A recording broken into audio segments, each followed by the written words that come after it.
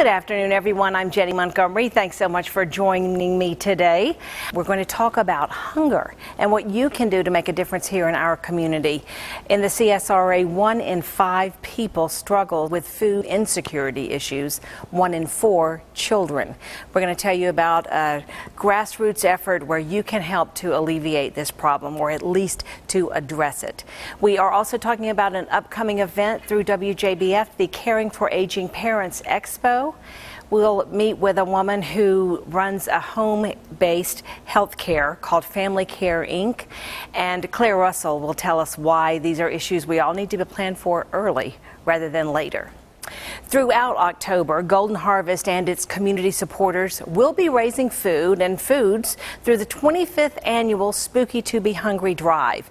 News Channel 6's Renetta Dubose tells us why it's so important. I'm cooking for Jesus, and there ain't nothing in this world that's better than that. Janice Griffin knows what's best because she's seen the worst. My husband had a really bad car accident in 1988, 10 years after we got married, and he became totally disabled.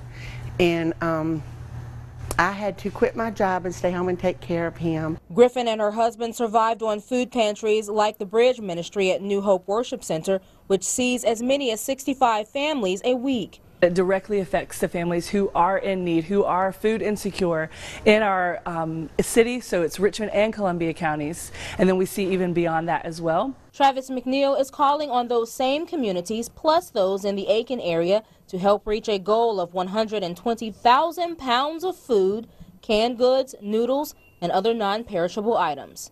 As we approach this time of the year, Thanksgiving, the holidays, the people that are in need, people that don't have those dollars to be able to purchase those meals during these special times of the year, they should have food.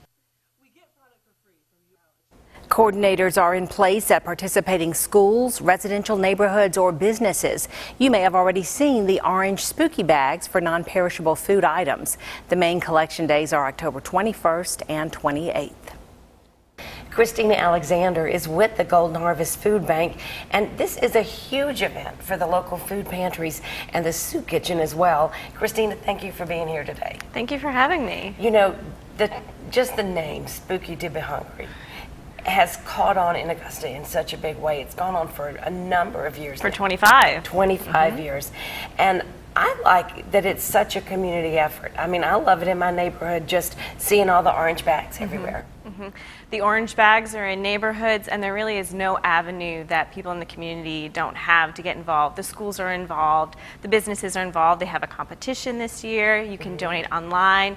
You can be a neighborhood captain and really get involved and make sure that those orange bags get out into your neighborhood, and you can donate there. You can also donate any Goodwill store. So really, there's just no way that you can't get involved in this. Right, right. And it's such an important time to remember the need that we have. And anytime we are also coming out of the summer, which is historically low donations, you've got to build that back up. It is. This is our biggest drive of the year. We're really hoping to bring in 250,000 meals through this, because this is when we're going to stock up. We're going to get everything ready for all of the need that will come in as we head into the winter.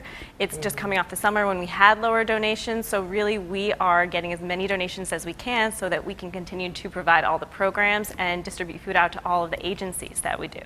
You know, I'm really glad that you mentioned that, because it's important for people to realize that Golden Harvest Food Bank isn't just, you know, a Columbia County, Richmond County, Burke County kind of thing. You have, what, 19, 20 counties that you serve?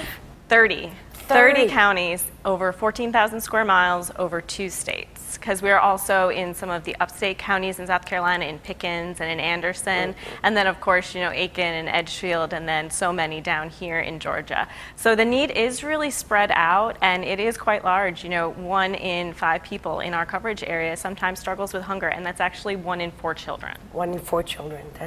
That's just so hard to believe. You do a wonderful program at Golden Harvest, the Backpack Program, where through the help of school administrators and teachers and guidance counselors, you kind of know the children that might be food insecure. And then especially when they're not getting their lunches and their breakfasts over the weekend, you're providing food discreetly in their backpacks to get them through the weekend. We are. It's great. It's easy, open food. It's always kid-friendly, and that program is actually expanded into middle school and high school students through the Pantry Pack program. So now it reaches high schoolers, middle schoolers who are also needing food over the weekend so they can come back in ready to learn and be their best on Monday, and they get some toiletry supplies too. Well, when you're talking about toiletries, if I can make the words come out, toiletry supplies, it sort of leads back to this little display. These are just some samples of the kind of non-perishables that you can put in these collection bins or at home, but you also can use paper products. We can. And diapers. We can.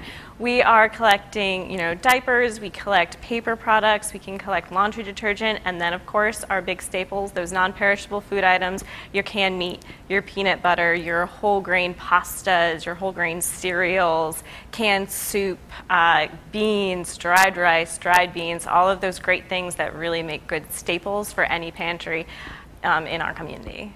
The Golden Harvest program has the big food pantry on North Leg, and then you're also supplying foods to some of the other pantries within churches.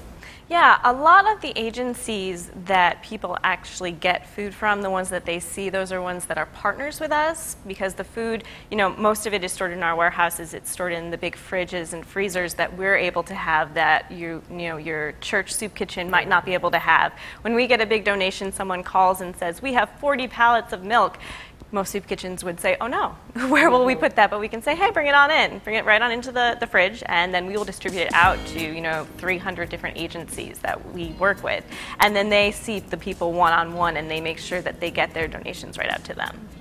Christine and Alexander, you all are doing so much good work in our community, and I hope that you'll take the time to look through your pantry or buy some extra things at the grocery store and pay attention these next couple of weeks in October and make sure that you are donating to Spooky to Be Hungry Drive. It's an easy thing to do, and you're going to help somebody in our community for sure. Thanks again for your time. Thank you. We'll be right back.